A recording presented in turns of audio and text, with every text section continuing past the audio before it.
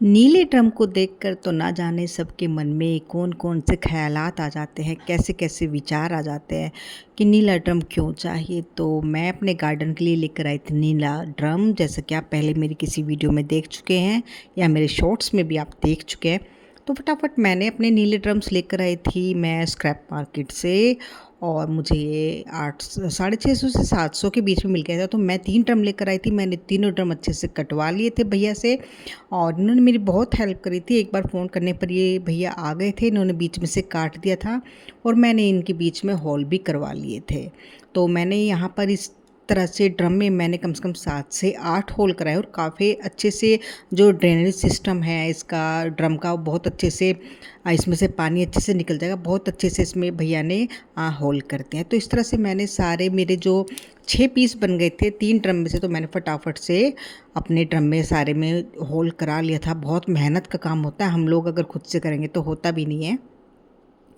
तो मैंने साथ में उनको भैया को बोल दिया था कि आप साथ में एक लेबर को लेके आओ। तो लेबर ने भी मेरी बहुत मदद की है, क्योंकि हम जब भी कभी सर्दियों की सब्ज़ी लगाएं या फिर हम गर्मियों की सब्ज़ी लगाते हैं तो हमें एक बार हमें लेबर की ज़रूरत पड़ती है, क्योंकि इतना हार्ड वर्क होता है, इतना भारी काम होता है। मिट्टी को निकालना कई पौधों में से, कई प्लांट में, मतलब ग्रो बैग में से निकालना बहुत मुश्किल हो जाता है। तो ये लोग जानते हैं अच्छे से करना और बहुत जल्दी कर देते हैं। ऐसा नहीं कि बहुत टाइम लगाते हैं, इनके पास औजार वगैरह होता है तो ये कर देते हैं। तो सब मैंने अच्छे से सुखा कर मिट्टी अच्छे से मैंने उसमें किचन वेस्ट कंपोस्ट वगैरह सब कुछ मिलवा कर मैंने मिक्स करा दिया था। और तो नीले ड्रम में मैंने सूखे पत्ते और गत्तों के जो डब्बे होते हैं, जो पैकिंग वाले डब्बे होते हैं, उनके भी टुकड़े मैंने डाल दिए थे। अंडे की ट्रे होती है उसके भी मैंने इसमें टुकड़े डाल दिए थे। जो नीले ड्रम है, क्योंकि हम इतनी सारी मिट्टी इसमें हम नहीं भर सकते, छत पर हमें वज़न कम से कम करना होता है। तो हम बहुत ज़्यादा इसमें सूखी हुई टहनियाँ, सूखे हुए पत्ते, गत्ते के डब्बे जो होते हैं उनके टुकड़े करके डालते हैं, अंडे की ट्रे के छिलके डालते हैं। यहाँ तो मैंने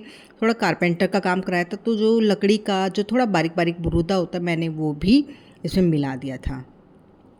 तो स्वागत है आपका food and nature with Archu के साथ। जी हाँ, तो कैसे हैं आप लोग? आई होप सो बढ़िया होंगे। तो यहाँ पर मैंने अपना भैया से बोलकर फटाफट से मिट्टी डलवा ली, मिट्टी में पानी वानी सेट कर दिया। फिर कुछ दिन बाद मुझे दिवाली आने वाली थी, तो मैंने थोड़ा सा वाइट वॉश का काम कराया था। तो मैंने सोचा लगे हाथ नीले ड्रम को लाल ड्रम में चेंज करा लिया जाए। तो मैंने भैया को बोला कि आपका जब काम वाइट वॉश का ख़त्म हो जाए तो जितने भी मेरे नीले रंग के ड्रम हैं आप सभी पर पेंट कर दीजिए रेड कलर का, और जो भी मेरे रेड कलर के जितने भी बैग हैं आप उनको भी वापस रेड कलर का कर दीजिए। तो भैया ने बहुत मेहनत की, उनको अच्छा लगता है मेरे यहाँ पर एक बार कहने पर वो आ जाते भैया। तो फटाफट से फिर मैंने सर्दियों की लगा ली है सब्जी। पालक लगाया, मेथी लगाई है, और धनिया लगाया है, गाजर लगाई है, थोड़ा सा बथुआ भी लगाया है। तो लगाने के बाद क्या होता है कि हमें बीज इसमें बखेरने होते हैं, कि बीज को हमें मिट्टी में नहीं दबाना होता है। तो आराम से आप अच्छे से बखेर लीजिए, कोशिश कीजिए एक जगह पर ढेर ना लगे। अलग अलग थोड़े थोड़े दाने जो होते हैं, मेथी के हों, पालक के हों या गाजर के, किसी भी चीज़ के अलग अलग थोड़ा सा बिखरे रहें। बिखेरने के बाद हमें अच्छे से उसको थोड़ा सा मिट्टी से हम कवर कर देते हैं, या आप जो कोकोपीट आती है आप उससे भी कवर कर सकते हैं। थोड़ी सी हल्की सी सूखी मिट्टी लेकर आप हल्का सा उसको कवर कर सकते हैं। आपको ज़्यादा मिट्टी भर के कवर नहीं करना, नहीं तो बीज हमारे जर्मिनेट नहीं हो पाएंगे।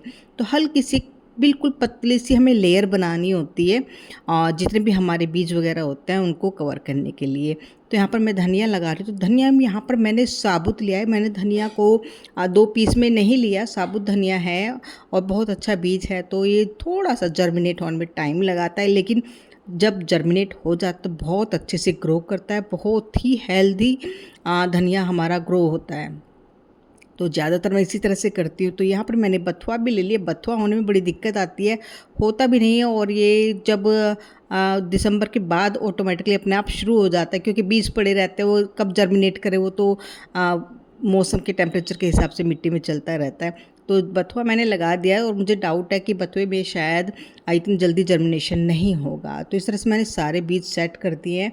तो अब कुछ दिन बाद का, आप 10 से 15 दिन के बाद का रिजल्ट है मेरा। आप देख सकते हैं किस तरह से पालक शुरू हो गया आना, अच्छे से निकल आए हैं, एक एक बीज ग्रो कर रहा है और बहुत ही अच्छा है। और जैसे जैसे ग्रोथ होगी मैं लाइव आकर आपको दिखाऊंगी और आप मेरी वीडियोस देखा करें जब मैं लाइव आती हूँ, कभी कभी गार्डन दिखाती हूँ।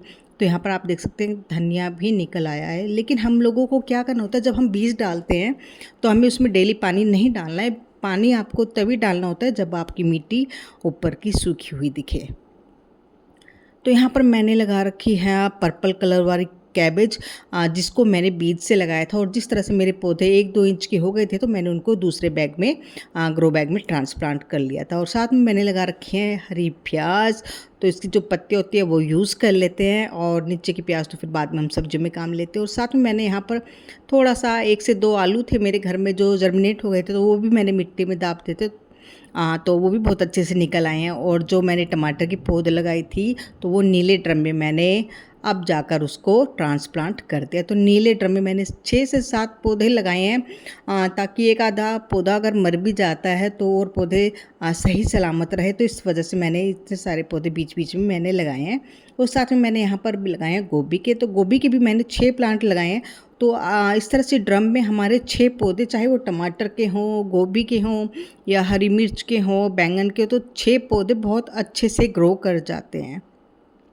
तो इस तरह से आप हरी सब्जियां लगाइए। सर्दियों में सर्दियां शुरू होने वाली है, और आप देख सकते हैं कितनी प्यारी गोभी मेरे गार्डन में होती है, और मैं अपने गार्डन में बहुत ज़्यादा खुश होती हूँ। थोड़ी सी भी अगर सब्ज़ी मुझे मिलती है तो मुझे बहुत अच्छा लगता है। थोड़ा सा हम नेचर के करीब रहते हैं। और इस लास्ट ईयर तो मैंने गोभी मार्केट से नहीं खरीदी थी, और ना पालक, बथुआ, सरसों, धनिया, मूली, ये सब मैंने नहीं खरीदा था। कोई भी मतलब हरा साग मैंने अपने टेरेस गार्डन से ही लिया था। तो बहुत आराम मिलता है, बहुत अच्छे से, मतलब हमें एक ऑर्गेनिक वेजिटेबल्स खाने को मिलती हैं। तो टमाटर वगैरह भी मैंने अच्छे से ग्रो किए थे, तो वो भी बहुत ही अच्छे से मुझे यहाँ पर उसका रिज़ल्ट मिला था। तो गोभी के पराठे खाए हैं बना के, सब्जियां खाई हैं बना के, मतलब अच्छा लगा है। एक बहुत अच्छा लगता है जब हम टेरेस गार्डन पर आते हैं। तो इस बार दोबारा से अगर फूल गोभी होएगी, और इस बार बंद गोभी होने वाली है, वो भी पर्पल कलर की, तो वो भी मैं आपको वीडियो आपको दिखाऊंगी।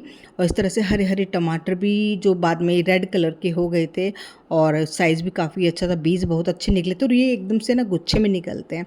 तो बहुत ही अच्छी मुझे हार्वेस्टिंग मिलती रही है। मैं आप सब लोगों से सिर्फ रिक्वेस्ट कर सकती हूँ, आगे आपकी मर्ज़ी है। मैं चाहती हूँ कि आप भी, चाहे आप अपनी बालकनी में लगाएं या फिर आप अपने टेरेस गार्डन पर लगाएं, प्लीज़ थोड़ा सा एक प्यारा सा छोटा सा किचन गार्डन आप बनाइए। आप शुरुआत कीजिए पालक लगाने से, धनिया लगाने से, टमाटर लगाने से। कोई भी रॉकेट साइंस नहीं है, बहुत इजी टू ग्रो वेजिटेबल है। कोई केयर नहीं करनी पड़ती, कोई इतना खाद की ज़रूरत नहीं है हरी वेजिटेबल्स में, वो तो ऑटोमेटिकली हो जाएगी। अगर आप किचन वेस्ट भी उसमें डालेंगे अपना तो भी हो जाएगा। अगर आप सब्जियों का धुला हुआ पानी भी डालेंगे तो भी आपका बहुत अच्छे से हरी सब्जियां ग्रो करेंगी। तो आप भी प्लीज़ अपने टेरेस गार्डन बनाइए छोटा सा प्यारा सा, और बच्चों को ऑर्गेनिक वेजिटेबल्स खिलाइए, हेल्दी वेजिटेबल्स खिलाइए, क्योंकि बहुत ज़रूरत है। पॉल्यूशन इतना हो चुका है, दिवाली का मौसम है, तो थोड़ा सा आप शुरुआत कीजिए इस चीज़ की। और मैं तो रिक्वेस्ट कर सकती हूँ आप सबसे, लेकिन आप प्लीज़ लगाइएगा ज़रूर, एक बार ट्राई कीजिए, आपको बहुत अच्छा लगेगा। तो thank you so much, take care, bye. Video अच्छा लगा तो लाइक ज़रूर कीजिए। Bye bye.